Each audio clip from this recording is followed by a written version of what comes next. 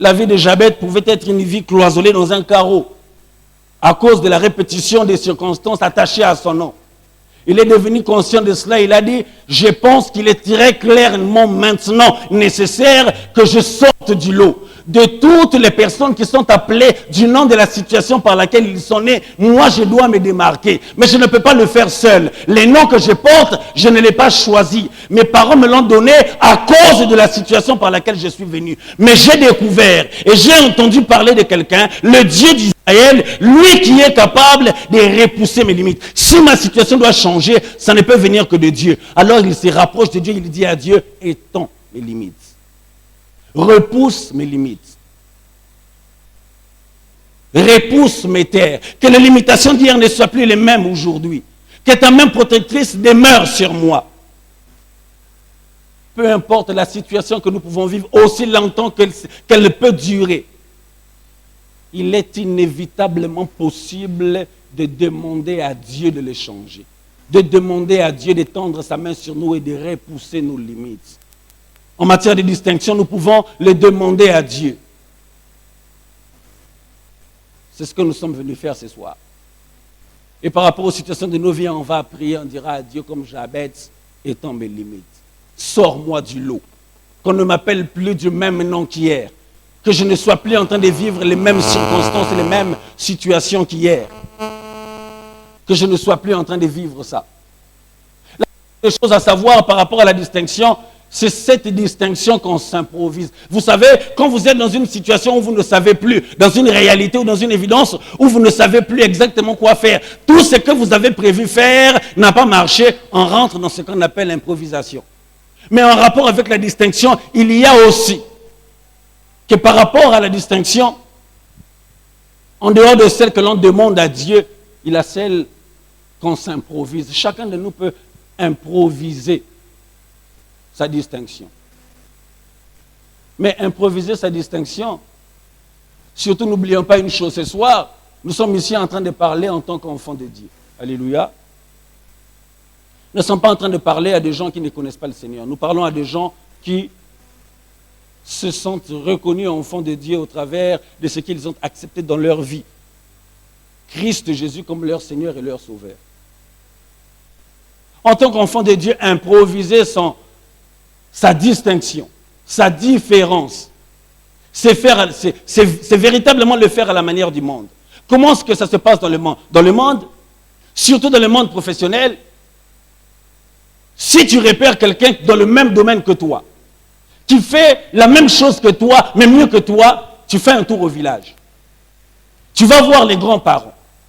Tu les informes que j'ai un collègue de service, je veux qu'il quitte, comme ça, moi, on va me voir. Dans le monde d'aujourd'hui, quand on veut se démarquer, on est prêt à aller dans un endroit où personne ne nous voit, faire une incantation, aller jusqu'à envoûter les autres, détruire la relation des autres parce qu'on a envie d'être vu. On a besoin d'être reconnu comme étant le meilleur, la meilleure. Parmi toutes celles qui s'habillent, on doit savoir que moi aussi, je m'habille mieux. À tenir des langages tels que eux, ils pensent qu'ils ont quoi? Eux, ils pensent qu'ils sont qui? Ça, c'est se faire démarquer à la manière du monde, on le sait. On ne va pas faire semblant ce soir comme si ces choses que nous disons ne relèvent pas de notre quotidien ou des réalités par lesquelles nous passons. Nous connaissons ces choses. Des gens qui sont prêts à te poignarder dans le dos. Qui te salue le matin, oh moi, même dans l'église. Même dans l'église. Enfants de Dieu que nous sommes. Nous voulons nous démarquer, être les plus proches du pasteur. À la mesure de parler, peut-être pas du mal, mais de faire paraître les autres mal devant le pasteur. Des réalités. Des choses visibles. Ça, c'est se distinguer à la manière du monde. On vient ici. Pourtant, on est conscient nous-mêmes que dans notre intimité avec le Seigneur, ce n'est vraiment pas ce que nous pensons, ce que nous démontrons aux autres. Mais quand il faut prier dans l'assemblée des saints et démontrer que nous, on est spirituels, on prie et on crie plus fort que les autres, alors que ce soir seulement, quand on sera rentré chez nous, on dormira à point fermé jusque demain matin. Mais comme on doit se démarquer, comme on doit me distinguer, comme on doit savoir que je suis spirituel, au milieu des autres, je me mets à genoux. Je prie fort. Je bouge dans tous les sens. On doit savoir que celui-ci ou celle-là est spirituel, bien aimé dans le Seigneur. Si c'est ça la manière de faire que nous avons choisie, ça n'honore nullement Dieu. Et en le faisant, la Bible que je lis dit toute personne qui se comporte de la sorte, avant même que Dieu ne parle, a reçu sa récompense. La gloire des hommes. On veut que les hommes nous voient. On le fait, les hommes nous verront. Et après, la suite c'est, demain on reviendra et on fournira les mêmes efforts. Parce que tant qu'on arrêtera de le faire, les autres ne nous verront plus.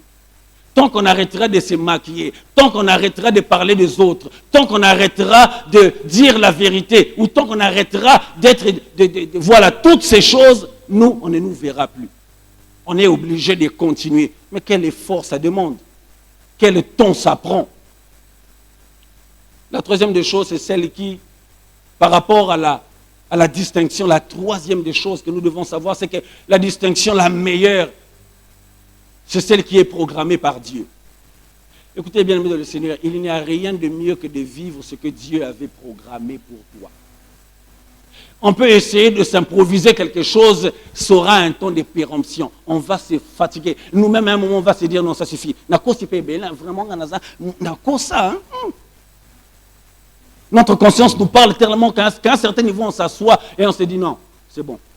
Je pense que jusqu'ici, je peux laisser. J'ai trop fait du mal. Vraiment, ça va. Mais lorsque nous vivons une distinction qui nous vient de Dieu, lorsque nous vivons une distinction de Dieu, nous l'avons lu, 1 Samuel chapitre 16. Dieu veut se séparer définitivement de Saul. Il prend Samuel, le prophète, il lui dit, viens.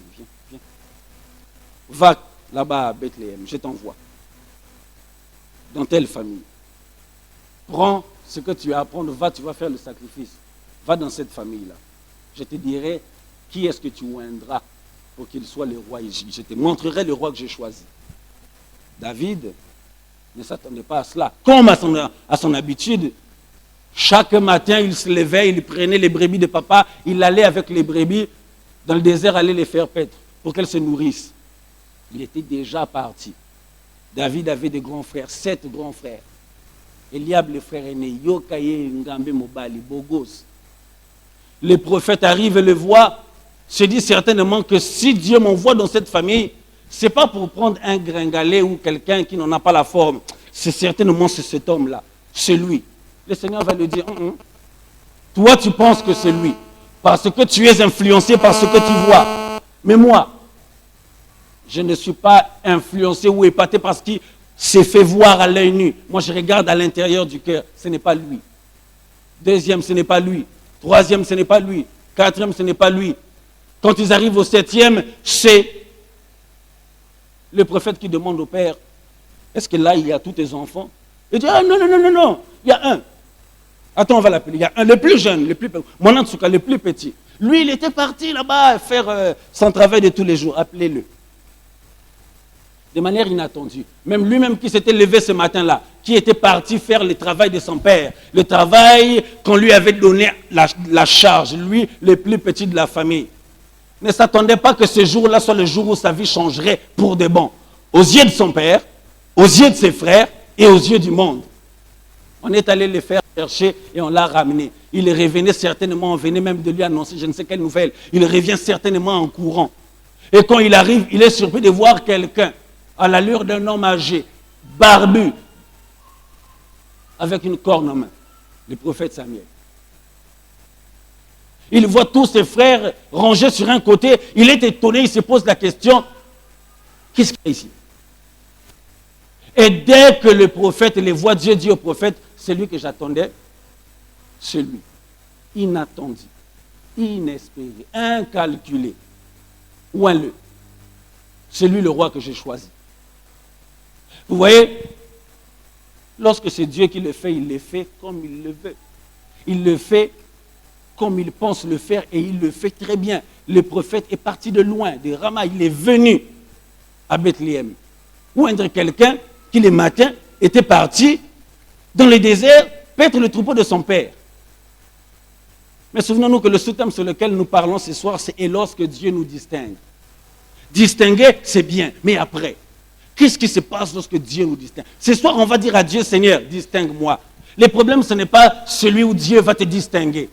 C'est celui de qu'est-ce que tu feras avec ce que Dieu te donnera lorsque tu seras distingué. Dieu l'a distingué de ses frères et de toute la nation. Le lendemain, il fallait que les frères aillent à la guerre. Ils sont partis. Mais étant partis, le père prend le petit frère et l'envoie au champ pour porter de la provision à ses frères. Vous voyez, lorsque tu t'attends à ça et que ça ne tombe pas sur toi, que ça tombe sur l'autre, et tu ne sais pas pourquoi tu es fâché, c'est seulement parce que comme Dieu est tellement bon, dans ton esprit, tu as senti que Dieu va faire du bien à quelqu'un. Ça ne passe pas par toi et ce n'est pas toi, ça te met en colère. Alléluia. Ça te met en colère. Les frères de David ne s'attendaient pas à ça. Ils l'ont vu venir. Tu es venu chercher quoi ici? Tu es orgueilleux. Il s'est mis à poser la question de savoir on donnera quoi à celui qui va descendre, cet homme-là qui insulte l'armée du Dieu vivant. Il n'a pas posé une mauvaise question. Son frère le raboute devant les gens. Pourquoi? Kanda, ici, ça chauffe. Et quand c'est fini, il s'en va parler au roi parce que finalement le roi a entendu parler de tout cela. Il discute avec le roi et le roi lui dit « Oh, mais David, toi tu es un jeune garçon, celui qui nous combat, lui c'est un guerrier depuis sa jeunesse. Depuis sa jeunesse. Tu ne peux rien contre lui. » C'est là où il va ouvrir la bouche et parler des choses secrètes. Bien-aimé dans le Seigneur, tant que Dieu ne t'a pas encore sorti pour te faire découvrir par les autres, vis avec lui dans le secret. C'est très important. Si ce n'était pas le cas, David n'aurait rien eu à dire au roi pour le convaincre. Mais il a dit au roi, lorsque je vais là-bas, paître les troupeaux de mon père, quand le lion vient pour arracher une seule brebis, moi, David, je cours après lui, je les tiens, je lui arrache la brebis. S'il vient contre moi, je les saisis à la gorge, je les tue. Lui et les autres animaux sauvages. Le roi le voit. Il voit sa taille, il voit son visage. Mais toi, tu dois avoir 18 ans. David ne s'est pas arrêté, il a continué à lui parler. Il dit, c'est comme ça. Si Dieu m'a délivré des lions et des autres animaux sauvages, il le fera aussi aujourd'hui pour cet homme-là. Lorsque Dieu nous distingue, il se passe des choses. Qu'est-ce qu'il se passe? La première des choses qui se produit lorsque Dieu nous distingue, c'est que nous cessons d'être anonymes.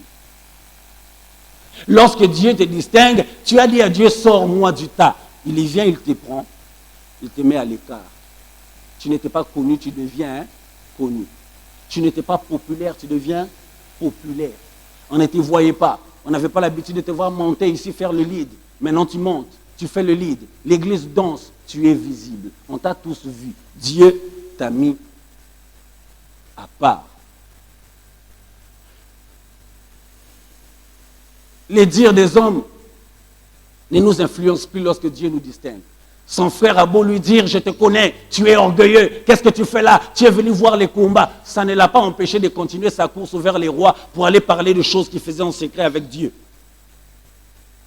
Les rabais, les injustices, les injures et toutes choses de ce genre ne nous freinent plus lorsque Dieu nous a distingués. Mais vous allez vous rendre compte d'une chose. On a aussi lu une histoire.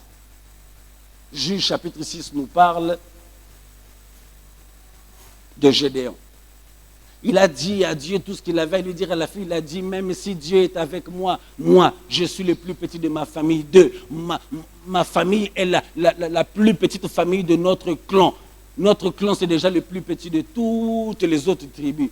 Dieu est avec nous, Dieu est avec moi, je vais aller là-bas, comment?